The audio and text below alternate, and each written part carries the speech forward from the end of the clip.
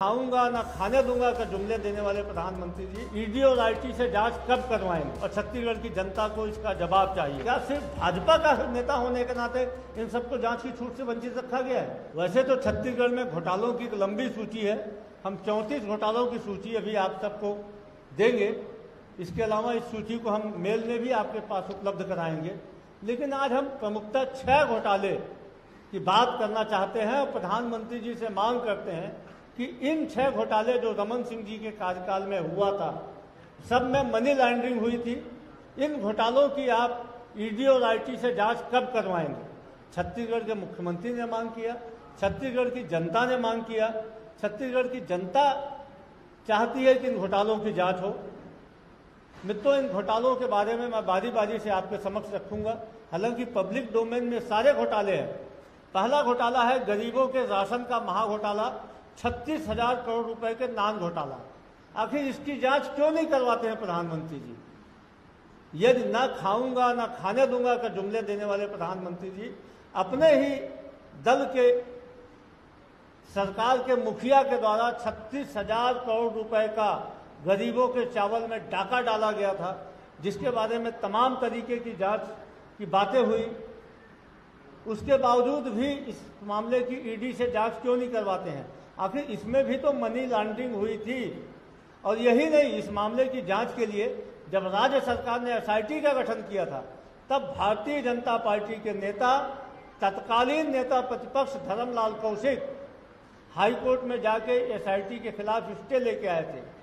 तो प्रधानमंत्री जी, आपकी ईडी, आपकी सीबीआई, आपकी आईटी नान घोटाले की जांच के लिए क्यों मौन है? आप छत्तीसगढ़ आ रहे हैं तो छत्तीसगढ़ की धरा में आने के पहले छत्तीसगढ़ की जनता आपसे जानना चाहती है कि नान घोटाले की ईडी से जांच कब होगी। पोस्टरों से रमन सिंह के पोस्टर फोटो हटा के यदि आप चाहते हैं कि जनता का ध्यान नान घोटाले से या इन घोटालों से भटका लेंगे तो आप मुगालते में हैं। आप रमन सिंह का फोटो हटा दें, लेकिन ये जो भ्रष्टाचार है ये छत्तीसगढ़ की जनता के जेहन में है और छत्तीसगढ़ की जनता को इसका जवाब चाहिए। नान घोटाले में डॉक्टर रमन सिंह, उनके कुनबे तक का नाम आया था। मैडम सीएम, ऐश्वर्या रेसिडेंसी वाली मैडम, इन तमाम चीज़ों के बारे में आप सबको जानकारी है। तो हम सब प्रधानमंत्री जी से छत्तीसगढ़ की जनता की ओर से मांग करते हैं कि नान घोटाले की जांच कब करवाएंगे। दूसरा, प्रधानमंत्री जी रमन राज के शराब घोटाले की जांच कब करवाएंगे? वैसा ही घोटाला जैसा दिल्ली में हुआ है आम आदमी पार्टी की सरकार में, वैसे ही रमन सरकार के समय शराब नीति में परिवर्तन किया गया था, जिसमें 4400 करोड़ रुपए से अधिक का राजस्व की हानि हुई थी। उस समय शराब के कुछ ब्रांडों में उनके रेटों को तय करने में गड़बड़ियां की गई थी, जिसके कारण हजारों करोड़ रुपए का छत्तीसगढ़ के राजस्व में हानि हुई थी। जब ऐसे ही मामले में सीबीआई दिल्ली के उप मुख्यमंत्री को गिरफ्तार करके जेल में भेज सकती है, ईडी उसमें कार्रवाई कर सकती है, तो छत्तीसगढ़ के शराब घोटाले के बारे में माननीय प्रधानमंत्री जी आप कब जांच करवाएंगे? तीसरा मित्रों, प्रधानमंत्री जी ने 2014 के पहले देश के लगभग 400 से अधिक सभाओं में घूम घूम कर देश की जनता से वादा किया था कि उनकी सरकार बनने के बाद विदेशों से काला धन वापस लाएंगे। विदेशों में काला धन रखने वालों की जो ICIJ, international council of the investigative journalist ने जो सूची जारी की थी, जो सरल शब्दों में पनामा पेपर के नाम से प्रचलित हुआ था, उस सूची में छत्तीसगढ़ के भी अभिषेक सिंह का नाम था। और ये संयोग देखिए कि अभिषेक सिंह का जो पता था, ये वही पता था जो डॉक्टर रमन सिंह जी का पैतृक निवास का पता कबीर धाम कवर्धा का है। आईसीआईजे के वेबसाइट में मकान नंबर 05 विंध्यवासिनी वार्ड,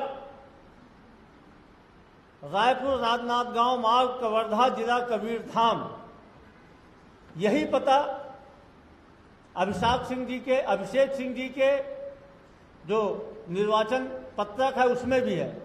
तो जब एक ही व्यक्ति का वही पता है, नाम में सिर्फ ए और ई का अंतर है, तो इसकी जांच पनामा पेपर वाले अभिषेक सिंह की जांच केंद्र सरकार क्यों नहीं करवाती? क्या भारतीय जनता पार्टी के नेता का पुत्र होने के नाते, क्या भारतीय जनता पार्टी का पूर्व सांसद होने के नाते विदेशों में काला धन रखने की उन्हें छूट मिल जाती है? प्रधानमंत्री जी ने जो वादा किया था कि विदेशों से काला धन लाएंगे, वो तो आप नहीं लाए, लेकिन छत्तीसगढ़ का जो काला धन हजारों करोड़ रुपए वर्जिन आइलैंड की कंपनियों में जमा किया गया है, प्रधानमंत्री जी आपकी ईडी, आपकी आईटी, आपकी सीबीआई उसकी जांच कब करेगी? साथियों, अगला घोटाला है छत्तीसगढ़ में 15 साल में गौ माता के नाम पे लगभग 1677 करोड़ रुपए का घपला किया गया। चारा घोटाला के नाम पे, गायों को चारा देने के नाम पे, गायों गौशालाओं के नाम पे अनुदान देने के नाम पे लगभग 1677 करोड़ रुपए डकाल लिए गए। सीधे सीधे मनी लॉन्ड्रिंग हुई थी। कहाँ है ईडी, कहाँ है सीबीआई, कहाँ है आईटी? क्या भारतीय जनता पार्टी के शासनकाल के इस महाघोटाले की जांच करवाने का साहस प्रधानमंत्री जी दिखाएंगे? कि कांग्रेस पार्टी छत्तीसगढ़ की जनता की ओर से प्रधानमंत्री जी के छत्तीसगढ़ आने के पूर्व मांग करती है। इसके अलावा मित्रों, हाल ही में अदालत के द्वारा यह फैसला आया कि इंदिरा प्रियदर्शनी बैंक के घोटाले की फिर से जांच की जानी चाहिए। इंदिरा प्रियदर्शनी बैंक घोटाला, आप सब इसके बारे में जानते हैं। लगभग 22,000 से अधिक खातेदारों का 54 करोड़ रुपए डकार लिया गया।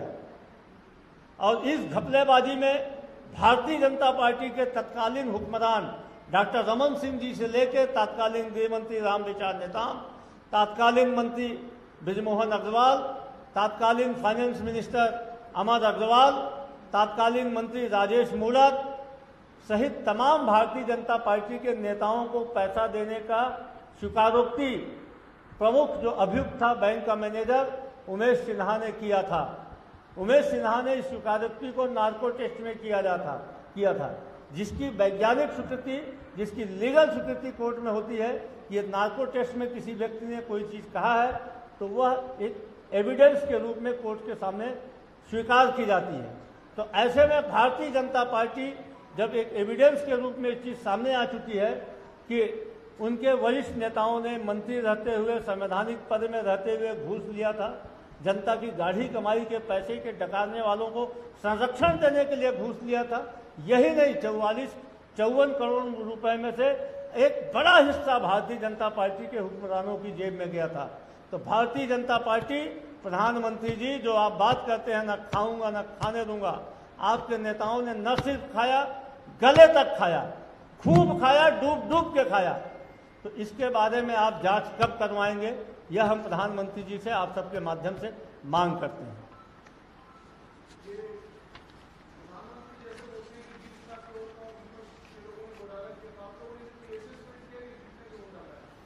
भाई, ये घोटालों की मैं पूरी सूची दे दूंगा और कितना कितना हुआ, एक एक घोटाले का याद नहीं किया, लेकिन फिर भी ये घोटाले तो लगभग 1 लाख करोड़ के ऊपर के हैं। 36,000 करोड़ का तो अकेले नान घोटाला है। तो ये सारे घोटाले देखेंगे, पूरे घोटालों की 34 घोटालों की सूची है, जिसमें पहले नंबर पर नान घोटाला है और आखिरी नंबर पर रतन जोत घोटाला तक है। बीच में झलकी वलकी, बीज निगम, आबकारी घोटाला, तमाम घोटालों की फहरिस्त है रमन सिंह जी की, जो हम इस पत्र के माध्यम से माननीय प्रधानमंत्री जी को भी आप सबके माध्यम से प्रेषित करेंगे। घोटालों की सूची है, उसकी जांच क्यों नहीं बैठा रही सरकार?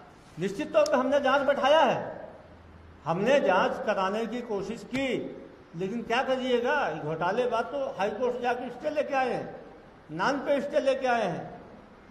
ये नहीं चाहते हैं घोटाला हो।